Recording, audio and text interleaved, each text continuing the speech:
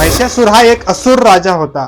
तो इतका सामर्थ्यशाली होता की देवताकडून देखील त्याचा पराभव करणं शक्य झालं नव्हतं. या राक्षसाने कठोर तपस्या करून ब्रह्माजींकडून अमरत्वाचे वरदान मिळवले होते.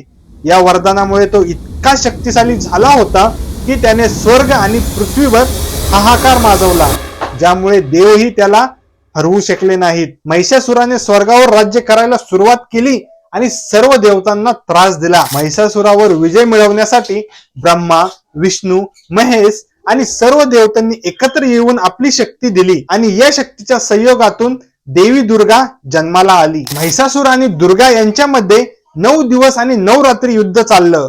प्रत्येक दिवशी महिषासुर वेगवेगळ्या रूपात येत होता.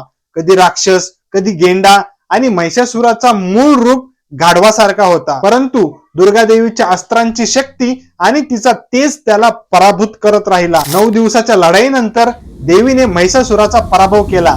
अशा प्रकारे अंधारावर, अन्यायावर आणि असुर शक्तीवर विजय मिळवला. या विजयाचा उत्सव म्हणून हा सण साजरा केला जातो. मित्रांनो, नवरात्रीचा रामायणात देखील उल्लेख केलेला आहे. वाल्मिकी रामायणानुसार रावणाचा पराभव करण्यासाठी भगवान रामाने देवी दुर्गेची उपासना केली होती. ब्रह्माजींच्या सल्ल्यानुसार भगवान रामाने प्रतिपदेपासून नवमी पर्यंत देवीची पूजा केली आणि त्यानंतर रावणाचा वध केला.